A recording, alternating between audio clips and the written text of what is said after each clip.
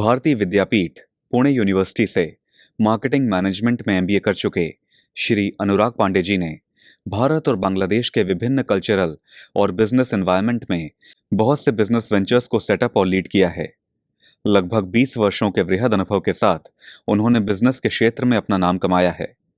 Business strategy, sales and marketing, business development, operations and consulting आदि क्षेत्रों के expert Shri Anurag Pandey ji ने गोदरेज कंज्यूमर प्रोडक्ट्स लिमिटेड में DGM sales, regional trade marketing manager east, country manager Bangladesh आदि पदों पर अपनी उपयोगिता सिद्ध की है। Hindustan Coca Cola marketing company private limited में एरिया सेल्स मैनेजर और Seagram India private limited में टेरिटरी सेल्स मैनेजर के तौर पर भी कार्य कर चुके Shri Anurag Pandey ji get a franchise, Nimba clean और एईआर एजुकेशन सॉल्यूशंस नाम की 3 कंपनीज के को-फाउंडर भी हैं। बिजनेस और एंटरप्रेन्योरियल मैटर्स के एक्सपर्ट श्री अनुराग पांडे जी को समाधान ग्रुप और स्किल्ड एंटरप्रेन्योरशिप मिशन से जुड़ने के लिए धन्यवाद।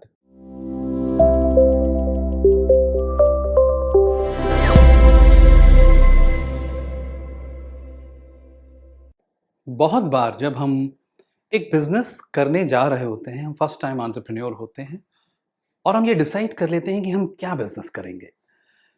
तो सबसे पहले जो दिमाग में विचार आता है कि बिजनेस डिसाइड हो गया है, उसके रिसोर्सेज डिसाइड हो गए हैं, हमने एक तरह से पूरा स्ट्रक्चर प्लान कर लिया है।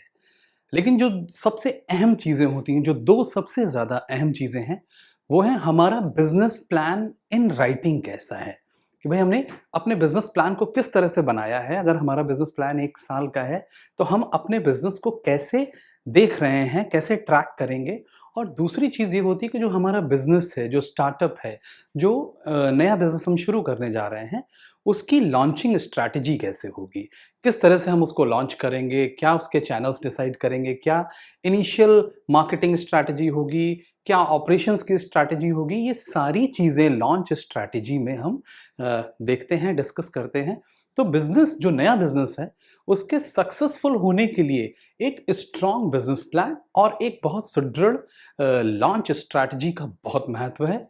आज के इस सेशन में, बिजनेस पाठशाला के इस सेशन में, मैं अनुराग पांडे आपसे डिस्कस करने वाला हूँ how to make startup business plan and make launching strategy for startups. तो इस विषय पर और जानते हैं कि भाई कैसे एक अच्छा बिजनेस प्लान बनाया जाए और कैसे एक अच्छी लॉन्च स्ट्रैटेजी बनाई जाए। Let's see now business planning for startups, यानी बिजनेस का जो प्लान होता है, जिसको हम बोलते हैं कि एक डॉक्यूमेंट जो हमें लगातार गाइड करता है कि हाँ भाई, अगर हमारी ये स्ट्रैटेजीज हैं और इस तरह से हम 3 महीने के दरमियान में या 6 महीने के पीरियड में या 1 साल या 2 साल या 3 साल तक हमारा एक बिजनेस प्लान है और हम पूरी कोशिश करेंगे कि हम उस पर अक्षरशः अमल करते रहें। वो एक गाइडिंग फोर्स हो जाता है, वो एक एंकर हो जाता है, वो डॉक्यूमेंट जो बार बार रेफर किया जाता है इस जर्नी में, जिसको हम एंटरप्रेन्योरशिप कहते हैं। तो एक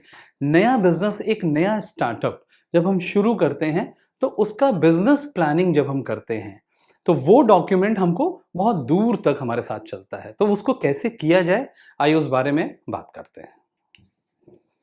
नाउ सबसे पहला जो स्टेप है, वो है आपको अपने बिजनेस आइडिया को डिफाइन करना है। क्या बिजनेस आइडिया है ये? क्या आप एक फूड एंड बेवरेजेस का कुछ बिजनेस करने जा रहे हैं, या कोई सर्विस इंडस्ट्री का बिजनेस है, या कोई मैन्युफैक्चरिंग यूनिट लगाने जा रहे हैं? What is the idea?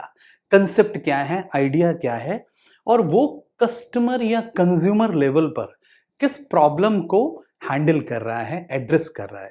देखिए, दुनिया के सारे बिजनेसेस किसी न किसी कंज्यूमर प्रॉब्लम या किसी न किसी कस्टमर प्रॉब्लम को एड्रेस करते हैं, उस पर उसका सोल्यूशन देते हैं। और वो कितना पावरफुल सोल्यूशन है, कितना इफेक्टिव सोल्यूशन है, और जनता या ऑडियंस या ग्राहक उसके लिए कितना पैसा देगा, इस पर डिपेंड करता है कि बिजनेस कितना प्रॉफिटेबल होगा, या उसकी कितनी रीच होगी, या उसका कितना मार्केट शेयर होगा।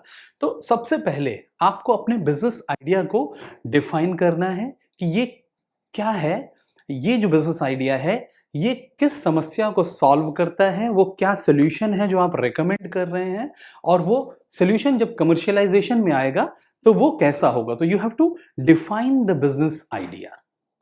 अब आगे देखते हैं कि जो नेक्स्ट स्टेप है, तो पहले हमने बात करी कि डिफाइन योर बिजनेस आइडिया, यानी अपने प्रोडक्ट, अपने सर्विस, जो भी कंज्यूमर का नीड गैप है उसको वो कैसे प्लग इन कर रहा है, कैसे एड्रेस कर रहा है, क्या सॉल्यूशन है, उस बारे में बात कर ली। Now the second step, research your market. अब हम किस मार्केट का पार्ट होने जा रहे हैं? हमने एक बिजनेस करना है, हमने डिफाइन भी कर लिया कि ये है हमारा प्रोडक्ट या ये है हमारी सर्विस। हम किस कैटेगरी के पार्ट हैं? वो कितनी बड़ी कैटेगरी है, उसका मार्केट साइज कितना है? उस मार्केट साइज में भी हम कितना मार्केट साइज एड्रेस कर रहे हैं? हम पूरा, लेट्स से अगर इंडिया की बात कर रहे हैं और कोई एक खास कैटेगरी है, उदाहरण के तौर पर बोलता हूं कि फूड एंड बेवरेजेस पे हम कोई प्रोडक्ट लॉन्च कर रहे हैं, या हम कोई रेस्टोरेंट की चेन लॉन्च करने का प्लान बना रहे हैं, या कोई भी सर्विस हम लॉन्च करना चाह रहे हैं, अर्बन क्लैब जैसी सर्विस हम डिफाइन कर रहे हैं, तो उस मार्केट का साइज क्या है? क्लीनिंग इंडस्ट्री का साइज क्या है? एफ&बी इंडस्ट्री का साइज क्या है? और हम जितनी मार्केट को एड्रेस करना चाहते हैं, फॉर एग्जांपल, क्योंकि इंडिया बहुत बड़ी कंट्री है और हम इतनी बड़े देश में बहुत सारे रिसोर्सेज के बगैर इनिशियली अपना स्टार्टअप नहीं लॉन्च कर पाएंगे, या अपना नया बिजनेस हम नहीं ले जा पाएंगे। तो ऐसी सारी स्थितियों में सबसे बड़ी चीज होती है कि हमारी एड्रेसेबल मार्केट कितनी है, यानी लेट्स से हमने यूपी में ही टारगेट करना है। तो इस तरह की जितनी भी चीजें हैं कि भाई हमारा टारगेट मार्केट का साइज कितना है, हमारी मार्केट एग्जैक्टली है कैसी, क्या चैनल्स हैं, किस तरह का कंपटीशन है उस मार्केट में जिसको हम एड्रेस करना चाहते हैं।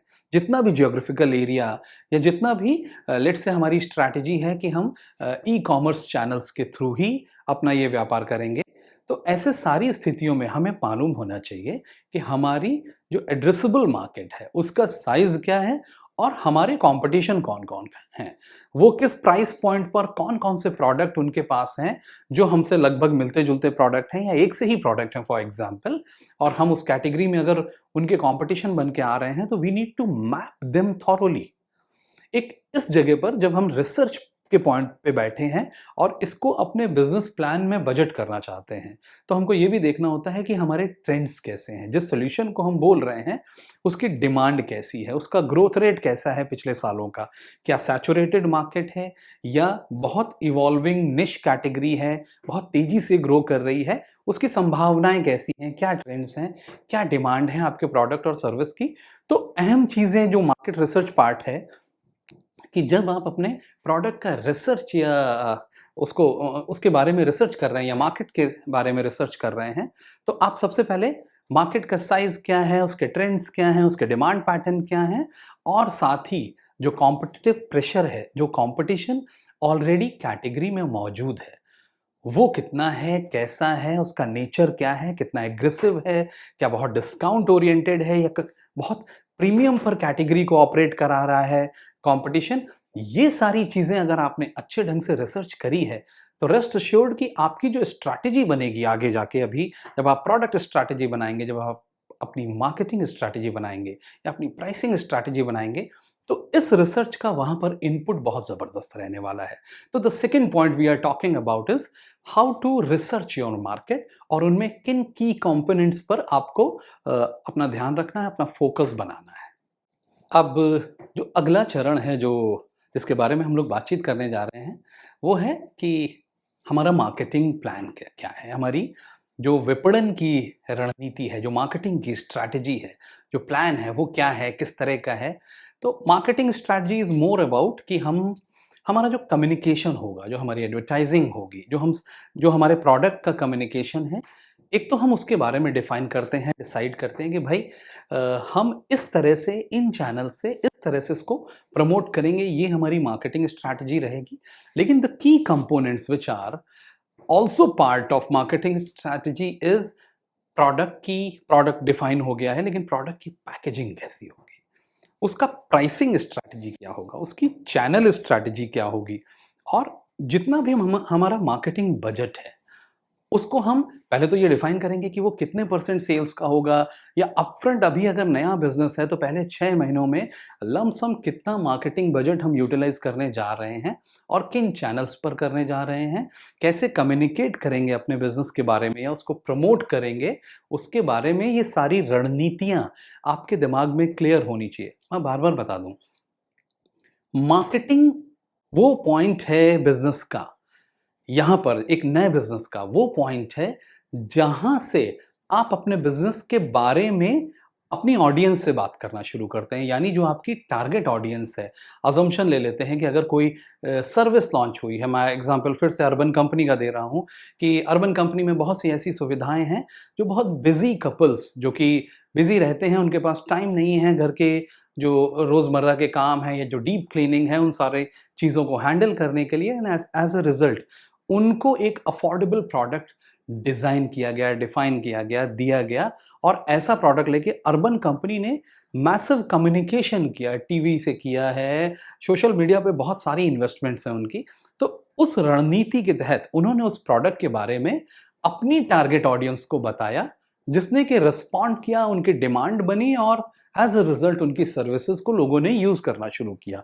सिमिलरली जब हम कोई प्रोडक्ट या सर्विस लॉन्च करते हैं, कोई नया प्रोडक्ट लॉन्च करते हैं, तो हमारा प्रोडक्ट, उसकी पैकेजिंग, उसकी प्राइसिंग स्ट्रैटेजी, उसकी प्रमोशन स्ट्रैटेजी, उसकी डिस्ट्रीब्यूशन चैनल्स कौन से हम लीवरेज करने जा रहे हैं, इन सारी बातों को बहुत स्पेसिफिकली हमें लिखना होता है, डिफाइन करना होता है, सो दैट कोई हेजी एरिया ना हो। और ये सारा काम करने का जो खर्चा होता है, what we call marketing budget क्या है?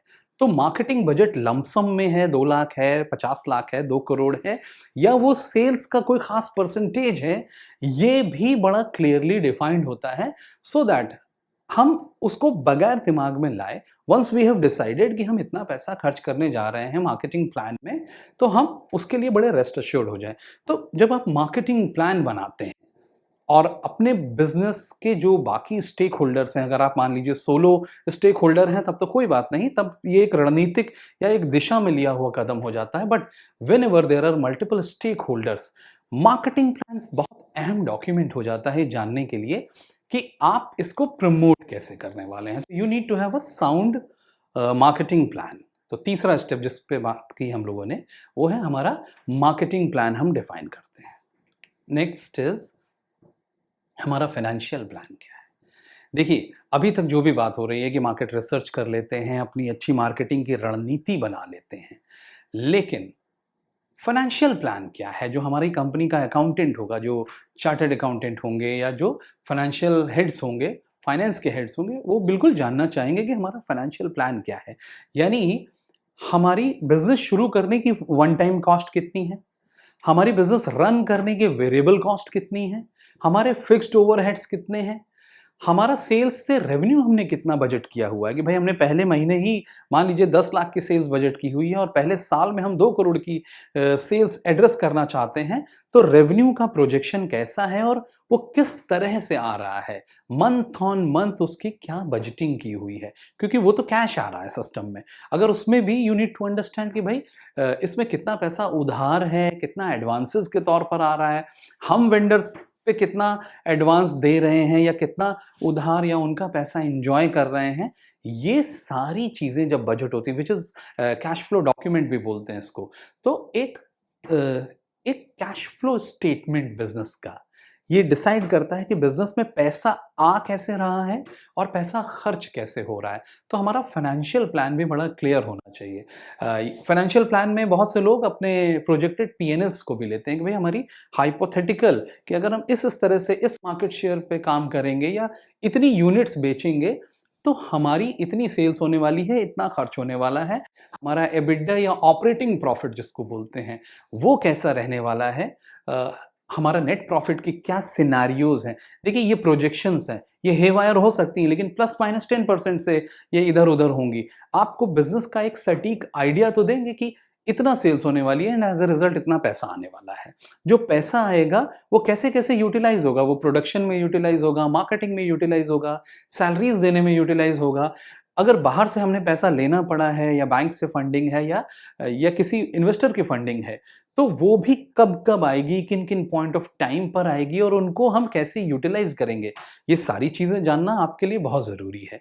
तो ये जो 1 साल या 2 साल का कैश फ्लो स्टेटमेंट आप बनाते हैं, ये आपको एक मार्गदर्शक का कार्य करता है कि हाँ भाई हमारे पास हमारी प्रोजेक्शंस भी हैं और हमको कैश के हिसाब से परिदृश्य कुछ इस तरह से दिख रहा है, and this is how we are going to walk. इस तरह से हम इस बिजनेस को चलाना चाहते हैं और इस तरह से कैश हैंडल होगा। तो बहुत इंपॉर्टेंट पॉइंट है to have a financial plan. हमने बात कर ली कि मार्केट रिसर्च कैसे करेंगे, हमने मार्केटिंग प्लान की बात की, we talked about financial plan. जो अगला चरण है, जो अगला स्टेप होता है, वो होता है हमारा ऑपरेशंस प्लान क्या है।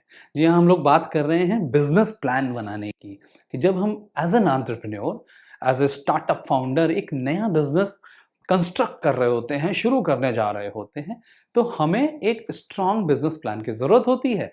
और उसी में हम लोग अब बात करना चाह रहे हैं कि हमारा ऑपरेशंस का प्लान क्या है, कि भाई क्या ऑपरेशंस होगा, कहाँ अगर हमारा प्रोडक्ट है तो फैक्ट्री कहाँ होगी, कितना यूनिट उसमें कैपेबिलिटी होगी, कैपेसिटी कितनी होगी उस फैक्ट्री की, कैसे बनाएंगे, प्रोडक्शन की प्रोसेस क्या होगी, लॉजिस्टिक्स की प्रोसेस क्या होगी, कस्टमर के पास कैसे पहुंचेगा, कस्टमर सर्विस की प्रोसेसेस क्या होंगी। ये सारी चीज़ें डिफाइन करेंगी कि हमारा ऑपरेशंस का प्लान क्या है।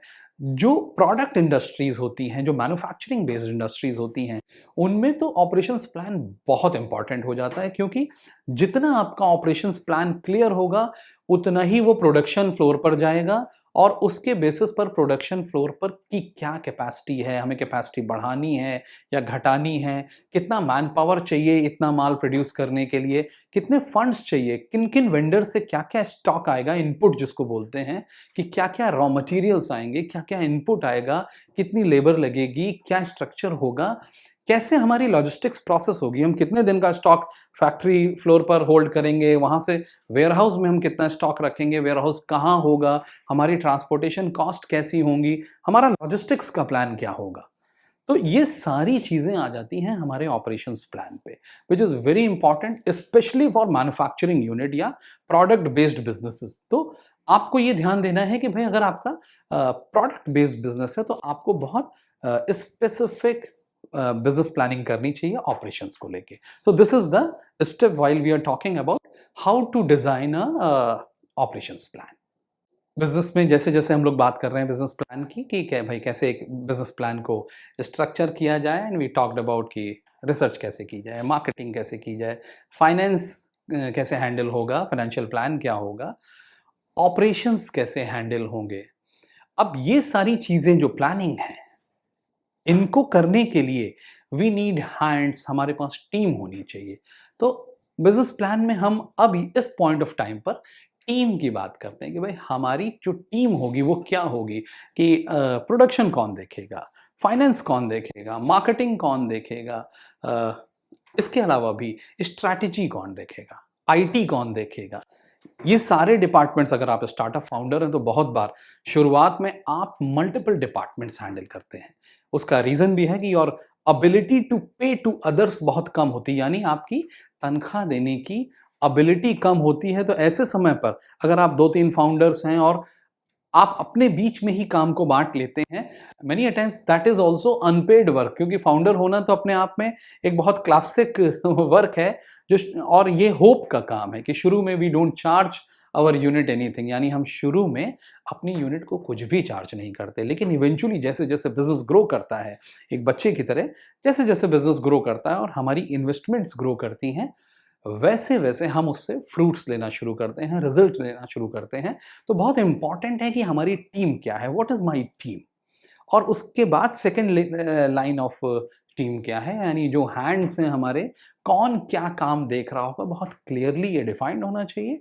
और साथ ही साथ टीम की कॉस्ट भी डिफाइंड होनी चाहिए, कि भाई हमारे पास 11 लोग रखेंगे और उसमें ये मार्केटिंग देख रहे होंगे, मार्केटिंग का ये पार्ट देख रहे होंगे, एक्स ये काम कर रहा होगा। इस तरह से आप पूरा रोल्स एंड रिस्पॉन्सिबिलिटीज को स्ट्रक्चर कर देते हैं, and once you have structured it finally, तब जाके आपको बहुत आसानी से ये क्लियर रहता है कि हाँ, ये वर्क का फ्लो है, ये स्ट्रक्चर है, और इस तरह से ही आप अपने ढंग से, बहुत अच्छे ढंग से आप अपनी टीम की कैपेबिलिटीज के बेसिस पर उनको काम डिवाइड करते हैं और एक अच्छा वर्किंग प्लान शेड्यूल करते हैं। Business plan, market research, marketing plan, financial plan, operations plan, team का प्लान, ये सारा तो हम लोगों ने कर लिया। अब बिजनेस प्लान में ये भी बहुत क्लियरली डिसाइड होना चाहिए कि बिजनेस अपने माइलस्टोन्स को मेजर कैसे करेगा, जो केपीआईज बोलते हैं, जो की परफॉर्मिंग इंडिकेटर्स होते हैं। आपके मैट्रिक्स क्या-क्या होंगे? भाई आप सेल्स ट्रैक करेंगे तो कब-कब ट्रैक करेंगे? आप क्या वीकली बेसिस पर उसको रिव्यू करेंगे या आप उसको मंथली बेसिस पर रिव्यू करेंगे या क्वार्टरली होगा या 6 मंथली होगा या एनुअल बेसिस पर होगा? आपके रिव्यू साइकिल्स कैसे होंगे? आपके रिव्यू पैटर्न्स कैसे होंगे? आप किन की परफॉर्मेंस इंडिकेटर्स को होल्ड करेंगे, उनको ट्रैक करेंगे, उनको बार-बार कोर्स करेक्शन लेते रहेंगे, वो क्या सारी चीज़ें होंगी। तो आपको वो की माइलस्टोन्स जो होते हैं, उनको आइडेंटिफ़ाई करना होगा और उन मैट्रिक्स को प्रॉपरली ट्रैक करना होगा और अपनी सफलता को मेज़र करना होगा कि आप जिस रास्ते पर जा रहे हैं, वो जो आपने रास्ता डिफ़ाइन किया था, उस तरह से ही जा रहे हैं या आप बहुत ज़्यादा डेविएट हो रहे हैं। स्पेशली क्या आप फाइनेंसेस में बहुत ज़्यादा डेविएट हो रहे हैं, बहुत सारी डिस्काउंटिंग हो रही है, सेल्स तो आ रही है लेकिन डिस्काउंटेड सेल्स आ रही है, व्हिच मीन्स कि ये लॉस मेकिंग सेल्स है। तो इस तरह के जो परफॉर्मेंस इंडिकेटर्स होते हैं कि भाई रेवेन्यू कैसे आ रहा, कितना आ रहा है, क्या रेवेन्यू सेट लाइन्स पर है, अगर सेट लाइन्स पर भी है तो डिस्काउंट वाला रेवेन्यू कितना है। पता चला कि रेवेन्यू टारगेट्स मीट हो रहे हैं लेकिन 90% रेवेन्यू आ रहा है डिस्काउंटेड सेल्स से। अब अगर ऐसा कुछ है तो we need to define it correctly. तो हमारे जो की परफॉर्मेंस इंडिकेटर्स होते हैं, जो केपीआईज होते हैं, जो मीट्रिक्स होते हैं, उनको हम properly time bound multiple cycles में, मल्टीपल फ्रीक्वेंसीज में मेजर करें और उसके बेसिस पर वो कम्युनिकेशन या वो कोर्स करेक्शन मल्टीपल डिपार्टमेंट्स में फ्लो करता है एंड एज अ रिजल्ट हम कॉन्शियस होते हैं कि नहीं भाई इतनी ज़्यादा डिस्काउंटेड सेल्स भी नहीं चलेगी, we need to work out something else, या मार्केटिंग में, एडवर्टाइजिंग में ये पर्टिकुलर स्ट्रैटेजी हमें पे नहीं कर रही, हम पैसा डालते जा रहे हैं, now we need to put a full stop on to this. तो ये सारी चीज़ें तभी कोर्स करेक्ट होती हैं जब हम उनको टाइमली मेजर भी कर रहे हों।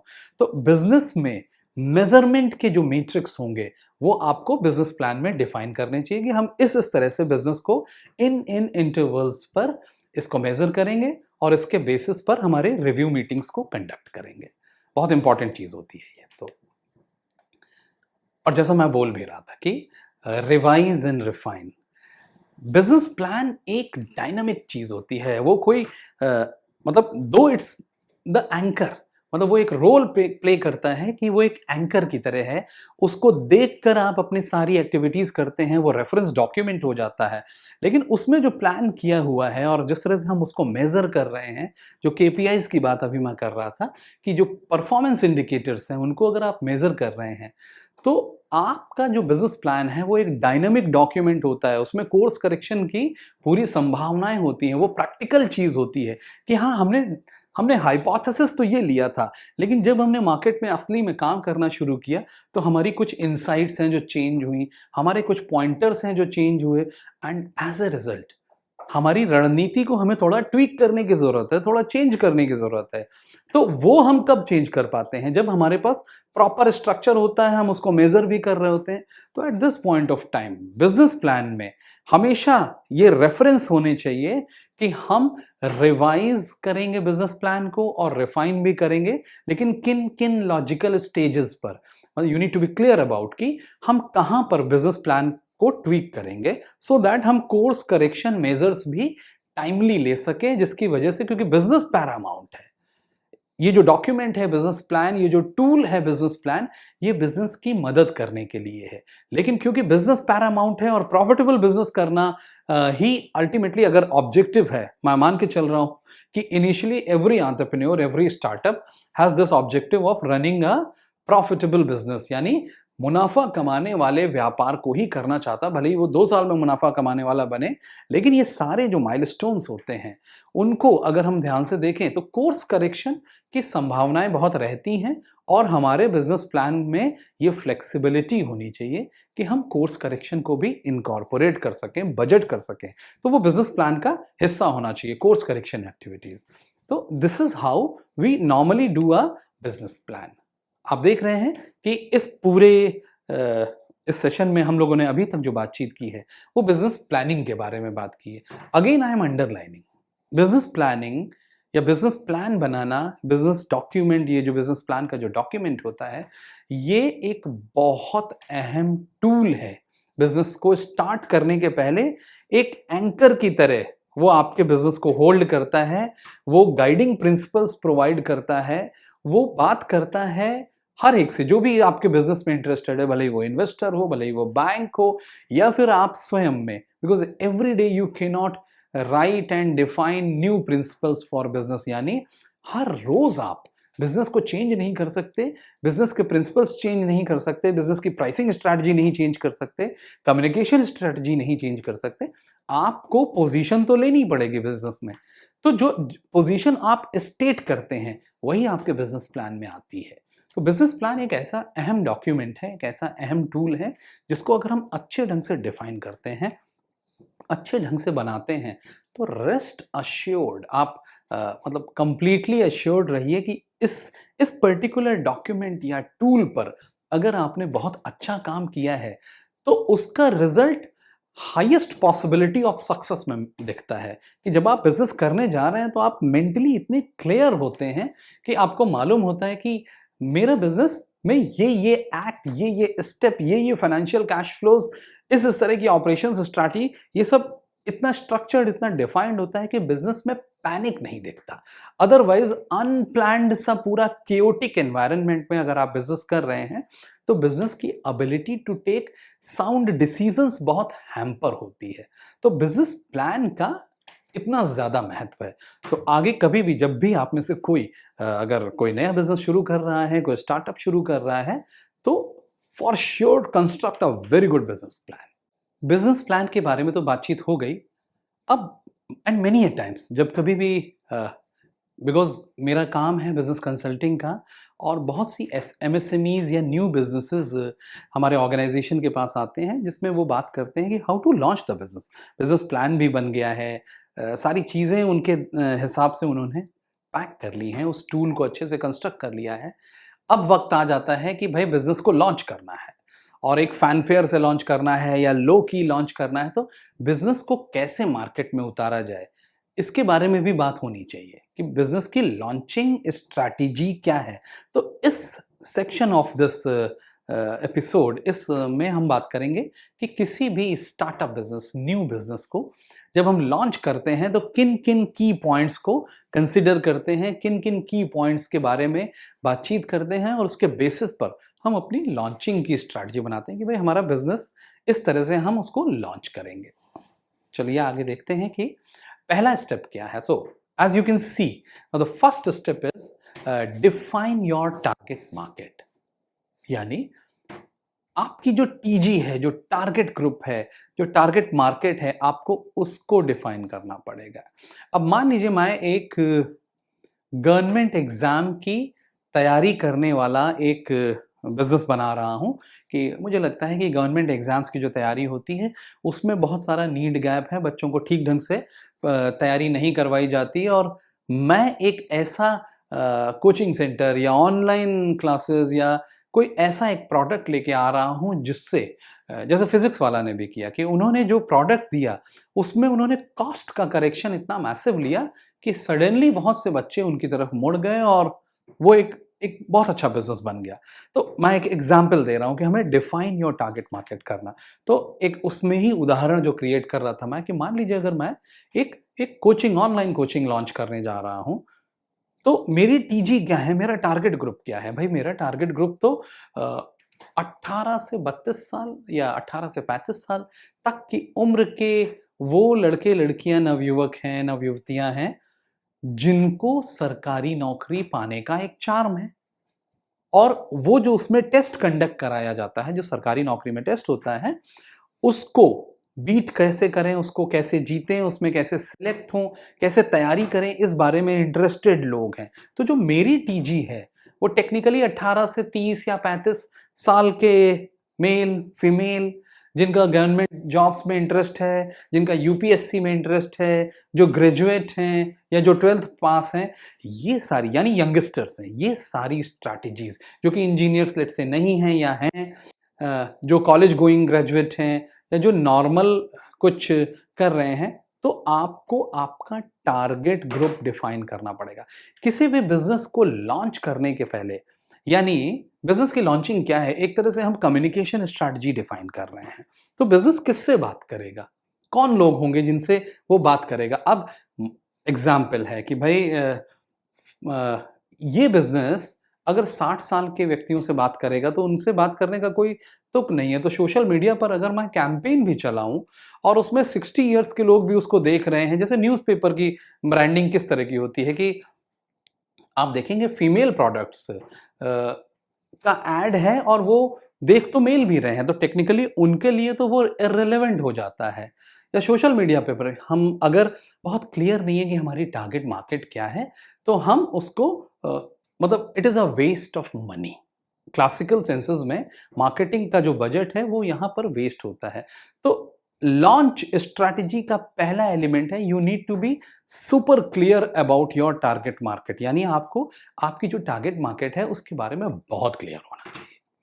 Next step is now create a value proposition. भाई हमारे ये टारगेट मार्केट है, ये हमसे ट्रांजैक्शन क्यों करेगी, ये मेरा माल क्यों खरीदेगी या मेरी सर्विस क्यों खरीदेगी। तो आपको बहुत क्लियरली अपना यूएसपी डिफाइन करना चाहिए अपने प्रोडक्ट का या अपनी सर्विस का, कि भाई ये मेरी टारगेट मार्केट को मैं ये देने वाला हूँ, ये वैल्यू देने वाला हूँ, ये इतना वैल्यूएबल है। जैसे मैंने फिजिक्स वाला का जिक्र किया था कि उन्होंने प्राइस पॉइंट जो डिफाइन किया, जो डिसाइड किया कि एक बहुत अच्छा ऑनलाइन कोचिंग जिसके स्टैंडर्ड्स थे, स्टैंडर्ड बाकियों के भी थे, लेकिन इनका स्टैंडर्ड जिस कॉस्ट पर आ रहा था वो बच्चों को बहुत अपीलिंग लगा कि यार इस पैसे में ये टीचिंग, ये बहुत अच्छी वैल्यू है। तो जो उनका यूएसपी था that was like this only कि भाई हम अफोर्डेबल कॉस्ट में आईआईटी या नीट या इन जेई वगैरह की तैयारी बच्चों को कराएंगे। सो आपको भी आपका वैल्यू प्रोपोजिशन सुपर क्लियर होना चाहिए। इसको बहुत लोग यूनिक सेलिंग प्रोपोजिशन भी बोलते हैं, यूएसपी भी बोलते हैं जार्गन्स में। तो आपको बहुत क्लियर होना चाहिए कि आपका वैल्यू प्रोपोजिशन क्या है। एक और चीज जो इसमें क्लियरली लिखी है कि value proposition should be clear, concise and compelling. अब क्योंकि ये एक स्टेटमेंट होता है, आपका यूएसपी क्या है। आप अगर फॉर एग्जाम्पल आप अगर किसी भी सर्विस इंडस्ट्री में हैं तो आपका यूएसपी ये होता है कि मैं एक अफोर्डेबल सर्विस अपनी ऑडियंस को देना चाहता हूं। ठीक है, तो अफोर्डेबल है क्या है और कौन सी ऑडियंस है, यहां आप लूज स्टेटमेंट्स पर नहीं वर्क कर सकते, क्योंकि यूएसपी बहुत क्लियर और कंसाइज होता है। तो जो आपका वैल्यू प्रोपोजिशन होना चाहिए वो बहुत क्लियर, कंसाइज और ग्राहकों को समझ में आने वाला और एक्सेप्टेबल होना चाहिए, कंपेलिंग होना चाहिए। तो ये चीजें ध्यान रखनी है। तो टारगेट मार्केट हमारी क्या है, टीजी क्या है और हमारा वैल्यू प्रोपोजिशन क्या है, यानी कौन सी बात लेकर हम मार्केट में जा रहे हैं, क्या चीज ऐसी है जो किसी भी कॉम्पिटिटर के पास हमारे जैसी नहीं है, यानी हम सर्वश्रेष्ठ हैं उस चीज में। तो हमारी यूनिक सेलिंग प्रोपोजिशन क्या है। अब लॉन्च स्ट्रैटेजी के इस पॉइंट पर, यानी developing a marketing plan, everything is decided कि हमारा यूएसपी क्या है, हमारी टीजी क्या है, टारगेट मार्केट क्या है। नाउ अब यहां से हमारा लिटमस टेस्ट शुरू होता है कि हम मार्केट में कैसे जाएंगे। तो उसके लिए हमारा मार्केटिंग प्लान क्या है। In very broad senses marketing plan means what is your communication plan, आप किन चैनल्स के थ्रू, या आपका डिस्ट्रीब्यूशन प्लान भी क्या है, क्योंकि वो भी मार्केटिंग स्ट्रैटेजी का एक बहुत अहम कंपोनेंट होता है। सो आपका पैकेजिंग कैसा है, वो क्या बहुत यूनिक है। देन आपकी डिस्ट्रीब्यूशन स्ट्रैटेजी कैसी है, आपकी करंट प्राइसिंग स्ट्रैटेजी कैसी है, और इन सारी स्ट्रैटेजीज को मिला के जो आपका यूएसपी बनता है, जो यूनिक सेलिंग प्रोपोजिशन बनता है, उसको आप अपनी टीजी को, टारगेट ग्रुप को, टारगेट ऑडियंस को कैसे कम्युनिकेट करना चाह रहे हैं, क्या आपकी रणनीति है, इस बारे में हम लॉन्च स्ट्रैटेजी के इस सेक्शन में बात करते हैं कि भाई हमारा मार्केटिंग प्लान क्या है। फिर से रिपीट कर रहा हूं कि मार्केटिंग प्लान में it's more about what is a communication strategy. हालांकि वो डिफाइन होती है कि हमारा यूएसपी कैसा है, हमारी डिस्ट्रीब्यूशन स्ट्रैटेजी कैसी है, और हम किस किस तरह से अपने प्रोडक्ट के की बेनिफिट्स को हमारी टारगेट ऑडियंस को कम्युनिकेट करेंगे, एडवर्टाइज करेंगे, प्रमोट करेंगे। तो we need to be clear about कि हमारा मार्केटिंग प्लान क्या है, हम मार्केटिंग में कैसे पैसा खर्च करेंगे। अब उसमें दो बड़े इंपॉर्टेंट फैक्टर होते हैं, एक होता है चैनल और एक दूसरे होती है टैक्टिक्स। कि तो चैनल का मतलब सीधा यही है कि भाई हम स्प्लिट करते हैं कि अगर मान लीजिए हमारा मार्केटिंग प्लान 100 रुपए का बन रहा है, तो उस 100 रुपए में वो पैसा हम खर्च कैसे-कैसे करेंगे? हम क्या टीवी ऐड बनाएँगे या हम क्या प्रिंट मीडिया में जाएँगे या क्या हम केवल सोशल मीडिया सेंट्रिक रहेंगे? सोशल मीडिया में भी हम किन किन चैनल्स पर जाएँगे? क्या हम फेसबुक, इंस्टाग्राम पर ज़्यादा फ़ोकस्ड रहेंगे या गूगल पर ज़्यादा फ़ोकस्ड रहेंगे? क्या हम ट्विटर पर ज़्यादा फ़ोकस्ड रहेंगे या हम लिंक्डइन के थ्रू, मतलब डिपेंड करता है कि प्रोडक्ट का नेचर क्या है। Depending on what is the nature of product और आपकी टीजी है कहाँ? आपका टारगेट ग्रुप जो आपका संभावित ग्राहक है, वो है कहाँ? वो किस चैनल पर है? उसके बेसिस पर आपकी चैनल स्ट्रैटेजी डिफाइन होती है कि भैया ये तो मास है मेरा ग्राहक, तो मैं टीवी पे जाऊँगा। टीवी की रीच अमेज़िंग है आज की तारीख में और हमेशा से भी टीवी की रीच सबसे ज़्यादा रही है। उसके बाद आप प्रिंट पे भी जा सकते हैं, रेडियो पे भी जा सकते हैं, सोशल मीडिया के थ्रू भी प्रमोट कर सकते हैं, स्पेसिफिक इन्फ्लुएंसर मार्केटिंग के थ्रू भी प्रमोट कर सकते हैं। तो आपके चैनल्स क्या हैं? आपको ये डिफाइन करना पड़ेगा कि मैं जो मार्केटिंग का 100 रुपया है, वो किस तरह से डालूँगा। भई 10 रुपए का प्रिंट डालेंगे, अपनी की मार्केट में ही प्रिंट में डालेंगे कि भई अमर उजाला या दैनिक जागरण में, यूपी में या पंजाब में ही केवल ये ऐड आएगा और ये इस तरह से आएगा, 3 बार आएगा, लॉन्चिंग का जो टाइम होगा और इतना पैसा हम लगाएँगे प्रिंट में। देन सोशल मीडिया के थ्रू हम कितना पैसा डिप्लॉय करेंगे, या मैं मान के चल रहा हूँ कि ये पैसा छोटा भी हो सकता है, बड़ा भी हो सकता है। हो सकता है आप डिसाइड करें कि आपका पूरा 100 रुपया आप सोशल मीडिया पे लगाएँ। आज की तारीख में बहुत सारे नए businesses, particularly startups social media पर ही प्रमोट हो रहे हैं एंड 100% अपना पैसा सोशल मीडिया पर ही खर्च कर रहे हैं। तो डिपेंड करता है कि आपकी मार्केटिंग स्ट्रैटेजी क्या होगी। एक दूसरी मार्केटिंग स्ट्रैटेजी बोलती है कि नहीं भई हम ऑफलाइन मार्केटिंग में भी पैसा खर्च करेंगे, हम कुछ बैनर्स में खर्च करेंगे, होर्डिंग्स में करेंगे। फिज़िक्स वाला का मैं एक एग्ज़ाम्पल दे रहा था। फिज़िक्स वाला आज की तारीख में बहुत सारा पैसा अपना होर्डिंग्स, अपना बैनर्स में, सिटी में हाइप क्रिएट करने के लिए खर्च करता है। तो we need to be clear about किन चैनल्स में कितना पैसा हम डालेंगे और यहीं से डिसाइड हो जाता है हमारी टैक्टिक्स क्या होगी, हमारा शॉर्ट टर्म रणनीति क्या होगी कि भाई 3 महीने में हम एक खास मार्केट पर ये 3 चैनल्स के थ्रू पैसा डालेंगे और इतना हाइप क्रिएट करेंगे। ये होगी हमारी रणनीति जो कि हमारे कॉम्पिटिटर की रणनीति से डिफरेंट होगी या उससे उसको ओवर पावर करेगी, ओवरटेक करेगी। तो हमारी टैक्टिक्स क्या है, what is our tactical policy, tactical plan क्या है हमारा। तो ये सारी चीजें हम अपने मार्केटिंग प्लान में डिफाइन करते हैं। हम लोगों ने देख लिया कि हमारा टीजी क्या है, हमारा यूएसपी क्या है और हम पैसा अपनी यूएसपी को प्रमोट करने में इस तरह से खर्च करने जा रहे हैं, इन चैनल्स पे खर्च करने जा रहे हैं। तो we need to be clear about these things. But launching strategy एक बहुत अहम कंपोनेंट पर बिलीव करती है, उस पर रेस्ट करती है, वो है हमको अपने ब्रांड को स्ट्रांग बनाना है।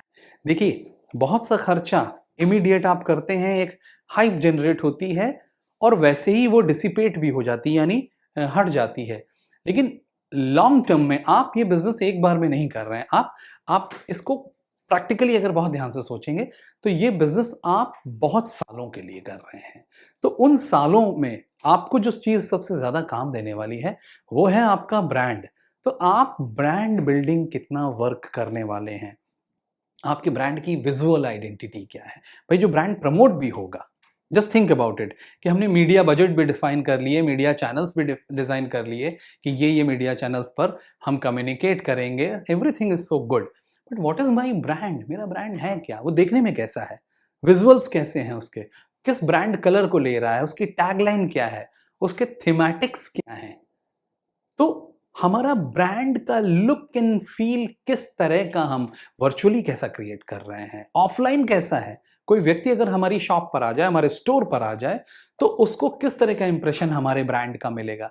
बाटा पे जाते हैं आप, तो आप बाटा का स्टैंडर्डाइजेशन देखिए कि सेम तरह से आपको बाटा की 100% शॉप्स मिलेंगी, सेम बोर्ड होता है, एक ही तरह से उनके पैनल्स डिफाइंड होते हैं दुकान के अंदर, कैसे क्या होगा, किस तरह का लेआउट होगा।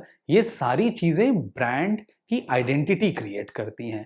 इवन वर्चुअली भी ब्रांड कलर, ब्रांड के फॉन्ट, स्टाइल, ट्रेडमार्किंग, ये सारी चीज़ें एक स्ट्रॉन्ग ब्रांड की आइडेंटिटी क्रिएट करने में मदद करती हैं। और जिस ब्रांड को हम डिस्टिंक्ट बना लेते हैं, एकदम अलग से दिखने वाला बना लेते हैं, उसको प्रमोट करना भी थोड़ा सरल हो जाता है, बहुत आसान हो जाता है इनफैक्ट। तो एज ए स्टार्टअप आपको ये एलिमेंट भी बड़ा क्लियर होना चाहिए कि मैं जिस ब्रांड, जिस अम्ब्रेला, जिस नाम के थ्रू बिजनेस करने जा रहा हूं, वो नाम देखने सुनने में कैसा है और उसके प्रोटोकॉल्स क्या होंगे।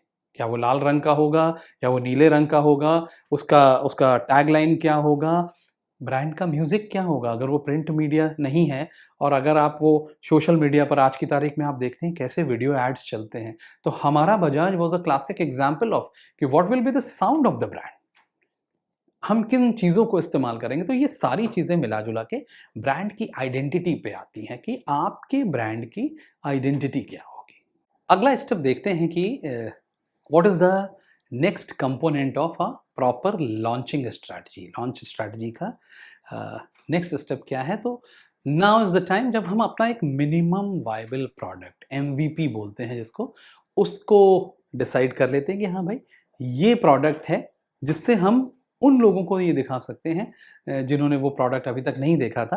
तो we create a rough cut appropriate product, या जो शुरुआती प्रोडक्ट है, जो फर्स्ट प्रोडक्ट है, जो मार्केट में जाएगा और जिसको अर्ली अडॉप्टर्स मिलेंगे या जो पहली सर्विस जाएगी।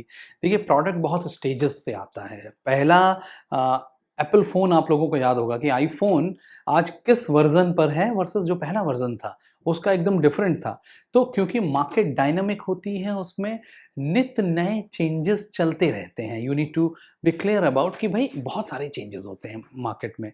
तो हमारा जो वर्ज़न 1 है, वो हम यहाँ पर लाते हैं कि हमारा ये प्रोडक्ट इन फीचर्स के साथ इस प्राइस पॉइंट पर अभी मार्केट में आएगा। लेकिन प्रोडक्ट अपग्रेड बहुत तेजी से होगा, क्योंकि अपग्रेडेशन टाइम बाउंड भी होता है और उसकी कॉस्ट भी होती है। तो यहाँ पर इस पॉइंट ऑफ टाइम पर हम लोग ये क्लियर करते हैं कि हमारा ये प्रोडक्ट है या हमारी ये सर्विस है और ये फीचर्स लेके जाएगी सर्विस, और इस तरह से वो दिखेगी। तो एमवीपी पे भी क्लैरिटी लॉन्च स्ट्रेटजी का एक कंपोनेंट होता है, एक हिस्सा होता है। क्रिएटिंग बज़, यानी एक तरह से आपके बिजनेस के बारे में एक हाइप जनरेट करना, एक एक ऐसा माहौल बनाना अपने फेवर में कि आपके आपके प्रोडक्ट, आपके सर्विस, आपका जो भी आपका बिजनेस है या जो आपका ब्रांड है, उसके बारे में बातचीत हो। देखिए, कस्टमर को या कंज्यूमर को एंगेज करना बहुत इंपॉर्टेंट है कि आपने कैसे उसको एंगेज किया हुआ है, उसको उसने आपका नोटिस भी किया है कि नहीं। आपने, मान लीजिए आपका प्रोडक्ट है, आपने सोप बनाने का काम किया है, साबुन बनाएंगे आप, आपने उसका पहला प्लेसमेंट जब करवा दिया मार्केट में, तो अगर उसने नोटिस ही नहीं किया तो प्रोडक्ट वहीं पड़ा रह जाएगा दुकान पर और ग्राहक कभी नहीं खरीदेगा। ग्राहक नोटिसेबिलिटी को हाई करने के लिए ग्राहक को हमें एज एन ऑडियंस उसको एंगेज करना पड़ता है, हमें एक बज़ क्रिएट करनी पड़ती है। अब ये बज़ किस तरह से क्रिएट होती है? तो बहुत बार आप देखेंगे कि जब प्रोडक्ट लॉन्च होता है तो उसी समय मार्केट में भी फ्लायर्स लगे होते हैं। अगर अगर कोक का या पेप्सी का कोई नया वेरिएंट लॉन्च होता है तो क्या आप उसको मिस कर सकते हैं? टीवी पर भी वो वही बोल रहे हैं, वही दिखा रहे हैं बार-बार, आईपीएल में भी आ रहा है। यहाँ पर हालाँकि मैं मेगा बजट कंपनीज़ की बात कर रहा हूँ और हम यहाँ प्रेज़ेंटेशन में स्टार्टअप्स की बात कर रहे हैं। तो वो बहुत 2 डिफरेंट नेचर के ऑर्गेनाइज़ेशन हैं, लेकिन केवल अपना पॉइंट क्लियर करने के लिए मैं ये उदाहरण दे रहा हूँ कि जब वो अपना नया वेरिएंट लॉन्च करते हैं या कोई नया प्रोडक्ट लॉन्च होता है, तो वो हर जगह दिखना शुरू होता है। तो अगर आपने ये डिफाइन कर लिया है कि हाँ, मुझे बज़ क्रिएट करना है, तो वो कैसे क्रिएट होगी? वो वायरल मार्केटिंग के थ्रू क्रिएट करेंगे या मैसिव ईमेल मार्केटिंग के थ्रू क्रिएट करेंगे? स्टार्टअप्स का एक बहुत तरीका होता है कि वो टेलीविज़न मीडिया पर नहीं जाते हैं, इलेक्ट्रॉनिक मीडिया पर नहीं जाते हैं, ना ही मे बी प्रिंट मीडिया पर। They cannot afford to put that kind of money in media budgets. तो लेकिन वो बहुत बार वायरल मार्केटिंग, इन्फ्लुएंसर मार्केटिंग, आपने नया-नया लेट्स से जिम्नेज़ियम की चेन खोली है या फूड की चेन खोली है, रेस्टोरेंट्स की चेन खोली है, तो आप फूड ब्लॉगर्स, इन्फ्लुएंसर्स, उन पर एक तरह से उनको इंटीग्रेट करते हैं अपने प्रोडक्ट से, उनसे रेफरेंस क्रिएट कराते हैं और एक हाइप जनरेट होती है आपके प्रोडक्ट के फेवर में, आपके बिजनेस के फेवर में, आपके ब्रांड के फेवर में। तो आपका गेम प्लान क्या है? बहुत लोग पीआर को बहुत अच्छा यूज़ करते हैं कि आपने देखा होगा कि पब्लिक रिलेशन के इवेंट्स होते हैं या लॉन्च इवेंट भी होता है कि आप बहुत सारे डिस्ट्रीब्यूटर्स को बुला लेते हैं and then you showcase your product कि हाँ, ये प्रोडक्ट है, ये आने वाला है, इसमें ये फीचर्स हैं। ये उन लोगों को दिखाया जाता है या बताया जाता है जो ट्रेड से डायरेक्ट जुड़े हुए लोग हैं। तो आप किस तरह से बज़ क्रिएट कर रहे हैं, हाइप क्रिएट कर रहे हैं अपने बिज़नेस के, अपने ब्रांड के बारे में या अपने प्रोडक्ट या सर्विस के बारे में, ये इस जगह पर डिसाइड होता है। सो हम लोग जैसे बात कर रहे हैं लॉन्च स्ट्रैटेजी की, तो अब हम कल्मिनेशन पर आ रहे हैं, यानी कंक्लूड करने जा रहे हैं कि बज़ क्रिएट करना है अपने प्रोडक्ट या अपने ब्रांड के बारे में, और ये एक इम्पॉर्टेंट चीज़ होती है। तो आप चाहे कोई इवेंट अरेंज करें या इन्फ्लुएंसर्स से पार्टनर करें या वायरल करें अपने कैंपेन्स को, अपने कम्युनिकेशन को, अपने ऐड को, जो वीडियोस आपने बनाए हैं, या आप ईमेल मार्केटिंग के थ्रू मल्टीपल फ्रीक्वेंसी में उनको रीच आउट करें, लेकिन किसी न किसी तरीके से आपको अपनी एक हाइप क्रिएट करनी चाहिए, ऐसा रिकमेंडेड है। But again this is all subject to आपकी कैपेबिलिटी क्या है, आपका प्रोडक्ट क्या है और आपका बजट कैसा है, तो ये उस पर डिपेंड करता है। अब देखिए अगेन इम्पॉर्टेंट फीचर इज कि आप देख पा रहे होंगे कि मेजर एंड आइटरेट, यानी हमें ये सारा काम जो हम लॉन्च स्ट्रैटेजी जिसको बोल रहे हैं, लॉन्च स्ट्रैटेजी एक टाइम बाउंड चीज होती है।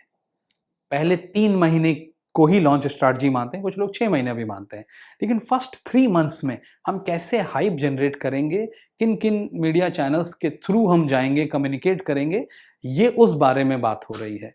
तो जो भी हमारा प्लान हो, जब हम एग्जीक्यूशन फेज पर आए, तो जैसे हम बिजनेस प्लान में भी मेजर कर रहे थे कि हमने जो जो डिसाइड किया है उसके हिसाब से हम ट्रैक कैसा कर रहे हैं, तो जब हम लॉन्च प्लान बनाते हैं, लॉन्च स्ट्रैटेजी बनाते हैं, तो भी हम मेजर करते हैं कि भाई हमने ये जो खर्चा कर रहे हैं, ये जो 45 दिन की विंडो है, जो लॉन्च विंडो है, या जो 90 डेज की विंडो है, उसको हम उसमें जो खर्च कर रहे हैं वो खर्च कैसे हो रहा है, कैसे जा रहा है, कोई ग्रॉस मिस्टेक तो नहीं हो रही है, क्योंकि we come from a hypothesis, common sensical knowledge, data, agency के रिकमेंडेशन, लेकिन अंततः बहुत बार हमें पता चल जाता है कि नहीं यार, ये वर्कआउट नहीं कर रहा है, इसको इमीडिएटली स्टॉप किया जाए, या सफिशिएंट हाइप नहीं जनरेट हो रही है, या मतलब what ever can be the understanding, can be insight, हो सकता है कोई और भी इनसाइट हो। तो हमें लगातार मेजर करना है कि जो हमारे लॉन्च के ऑब्जेक्टिव्स हैं, अगर हमारा लॉन्च का ऑब्जेक्टिव था कि हमें उदाहरणार्थ लेट से एक स्टेट की, लेट से पंजाब की 10,000 शॉप्स पर अपना प्रोडक्ट प्लेस करना है, तो हमारे लॉन्च ऑब्जेक्टिव्स मीट आउट हो रहे हैं कि नहीं। हमने पता चला डिस्ट्रीब्यूटर्स को भी बुला लिया, उनकी लॉन्च पार्टी भी कर दी, लेकिन इनिशियल प्लेसमेंट ही नहीं हुआ, तो हमारे लॉन्च ऑब्जेक्टिव्स तो डिफाइड हो जाएंगे। तो हमारे लॉन्च ऑब्जेक्टिव्स को हम मेजर भी करेंगे और उनको आइटरेट करते जाएंगे, बार बार बताते जाएंगे अपने स्टेक होल्डर्स को, अपने टीम मेंबर्स को कि भाई ये हैं लॉन्च ऑब्जेक्टिव्स, इनको अचीव करना ही करना है। तो you need to set goals और उसको ट्रैक करना होगा। आज के इस सेशन में, और मैं मानता हूं कि बहुत महत्वपूर्ण डिस्कशन था आज के सेशन का, कि भाई अगर हम कोई नया बिजनेस करने जा रहे हैं, फर्स्ट टाइम एंटरप्रेन्योर हैं और उसको लॉन्च करने जा रहे हैं, तो बहुत इंपॉर्टेंट है कि हम बिजनेस प्लानिंग बड़े स्ट्रक्चर ढंग से करें। बिजनेस प्लान बनाएं, उसको कैसे मैप कर रहे हैं, कैसे मेजर कर रहे हैं, हमारे की परफॉर्मेंस इंडिकेटर्स कैसे हैं, ये सब हमें बड़ा क्लियर होना चाहिए, क्योंकि बिजनेस प्लान ही वो डॉक्यूमेंट है जो हमको 2 साल 3 साल तक एज एन एंकर सर्व करता है। एक डायनामिक डॉक्यूमेंट होता है जिसको हम बीच बीच में कोर्स करेक्शन भी लेते रहते हैं। और साथ ही साथ जो हमारा नया बिजनेस है, जो नया प्रोडक्ट है, उसको पहले 45 दिन या पहले 90 दिन जब हम लॉन्च करने जा रहे हैं मार्केट में वो प्रोडक्ट या वो सर्विस, तो हम कैसे करेंगे, हम किन किन चीज़ों को ध्यान रखेंगे और क्या नहीं करेंगे या क्या करेंगे। जैसे मैंने बताया भी आप लोगों को कि टारगेट मार्केट को बड़ा क्लियरली डिफाइन करना चाहिए हमारा, देन उसके बाद हमारी रिसर्च ठीक होनी चाहिए, टारगेट मार्केट हमें क्लियर होनी चाहिए, हमारे मार्केटिंग चैनल्स कौन से हम यूज़ करने जा रहे हैं और क्या हमारी टैक्टिक्स होने जा रही है, इन सारी चीज़ों को, और कैसे हमें लगातार फोकस्ड रहना है लॉन्च के ऑब्जेक्टिव्स पर, और एक लॉन्च स्ट्रैटेजी से बिल्कुल भी डिविएट नहीं होना है, या अगर कोई करेक्शन है तो इमीडिएटली उसको इनकॉर्पोरेट कर देना है। इस तरह की सारी बातें आज के सेशन में मैंने की। मुझे पूरी उम्मीद है कि वो लोग जो अपना बिज़नेस शुरू करने जा रहे हैं, इन बातों से को संज्ञान में भी लेंगे और इनसे उन्होंने कुछ न कुछ ज़रूर सीखा होगा, कुछ न कुछ मीनिंगफुल ज़रूर निकाला होगा। और अब जब कभी भी आप अपना एक बिज़नेस करने जा रहे होंगे, तो जब आप बिज़नेस प्लान उसका बना रहे होंगे, तो आपको इस सेशन में कही हुई कुछ बातें शायद हेल्प कर पाएँ। और स्पेशली जब आप लॉन्च करने जा रहे होंगे प्रोडक्ट को, तो आपको रणनीति बनाने में और अपनी स्ट्रैटेजी बनाने में शायद ये सेशन हेल्प करेगा, ऐसी मेरी उम्मीद है। I hope so this was meaningful for you. Thank you very much.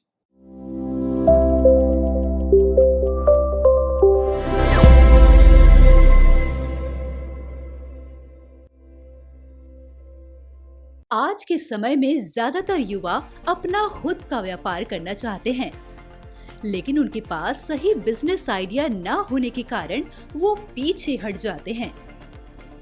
कुछ लोग सोचते हैं कि बिजनेस शुरू करने के लिए बहुत सारे पैसों की जरूरत होती है, लेकिन वास्तव में ऐसा बिल्कुल नहीं है।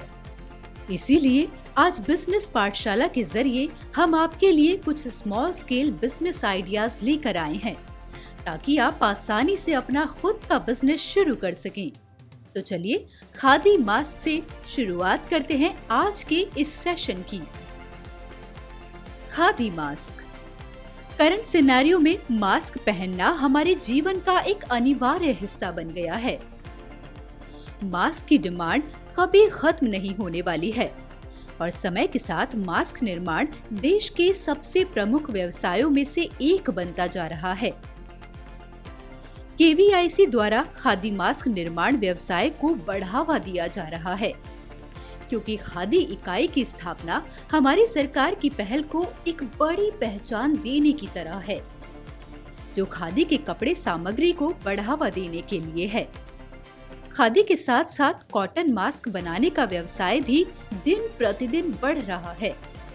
इस बात का ध्यान रखें कि मास्क बनाना एक बहुत ही लाभदायक व्यवसाय है और जरूरत पड़ने पर आपको सरकार से हर तरह की मदद मिल सकती है।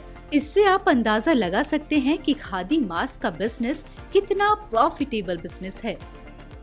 अगर आप भी इस व्यवसाय को शुरू करने में रुचि रखते हैं, तो इस बिजनेस को आप 15 लाख में बहुत आसानी से शुरू कर सकते हैं और साथ ही लगभग 30% प्रॉफिट आप इस बिजनेस से अर्न कर सकते हैं।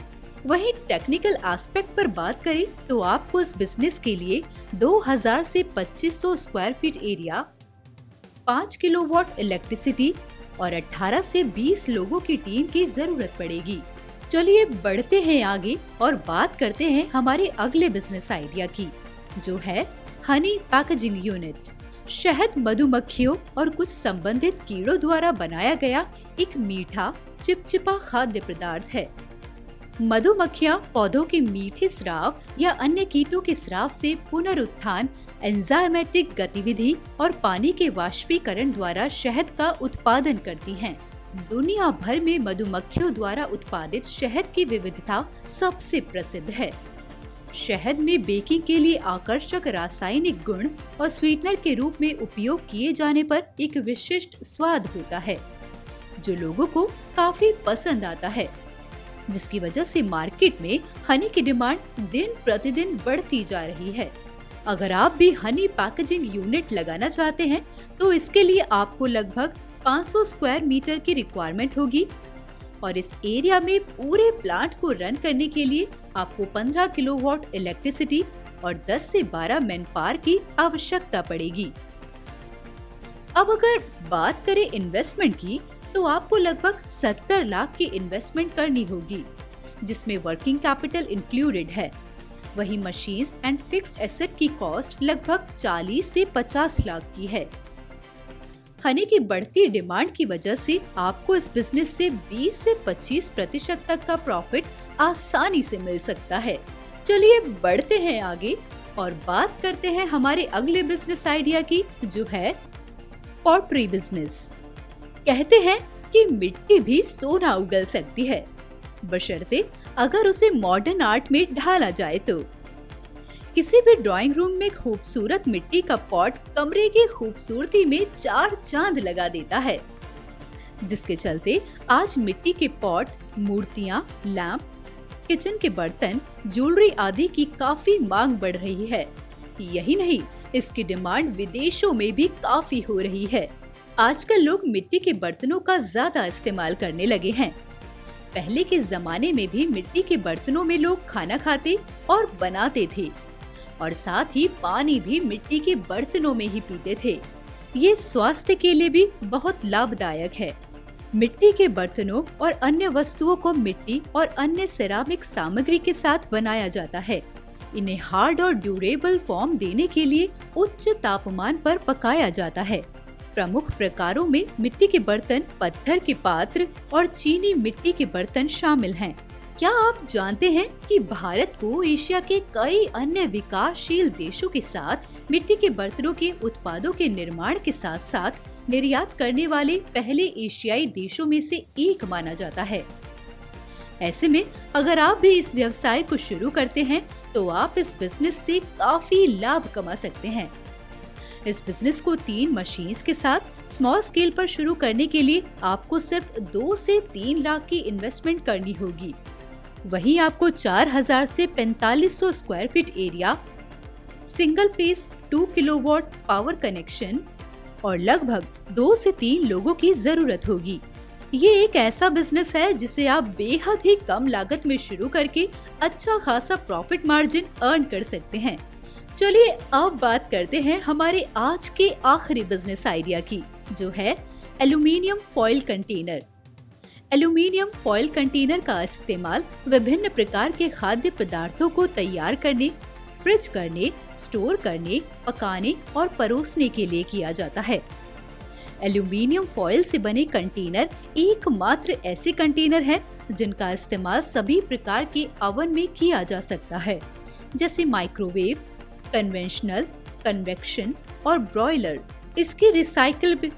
इसकी रिसाइक्लेबिलिटी एल्यूमीनियम को सबसे अधिक पर्यावरण के अनुकूल सामग्रियों में से एक बनाती है, जो ग्रह के प्रति जागरूक उपभोक्ताओं और स्थानीय सरकारों के लिए एक महत्वपूर्ण लाभ है। एल्यूमीनियम सबसे व्यापक रूप से इस्तेमाल की जाने वाली नॉन फेरस मेटल है, जिसका व्यापक रूप से पैकेजिंग मटेरियल्स में उपयोग किया जाता है।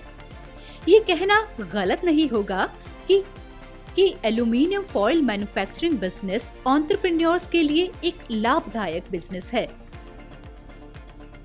और इस बिजनेस को शुरू करने के लिए वर्किंग कैपिटल के साथ आपको 15 से 17 लाख की इन्वेस्टमेंट करनी होगी, जिसमें सेमी ऑटोमेटिक मशीन्स की कॉस्ट लगभग 8 से 10 लाख है। वहीं आपको पूरे प्लांट को रन करने के लिए 7 से 10 किलोवाट इलेक्ट्रिसिटी की रिक्वायरमेंट होगी और आप इस बिजनेस से 15 से 20% तक का प्रॉफिट मार्जिन अर्न कर सकते हैं। तो ये था आज का बिजनेस आइडिया। उम्मीद है आपके लिए ये सेशन काफी फायदेमंद साबित हुआ होगा। अब हम आपसे जुड़ेंगे जूम सेशन पर, जिसका लिंक आपको YouTube चैट बॉक्स में मिल जाएगा। तो अगर आज के टॉपिक को लेकर आपका कोई भी सवाल है तो जूम सेशन से जरूर जुड़िएगा, जहां आप अपने सवाल एक्सपर्ट से पूछ सकते हैं और अपना जवाब प्राप्त कर सकते हैं।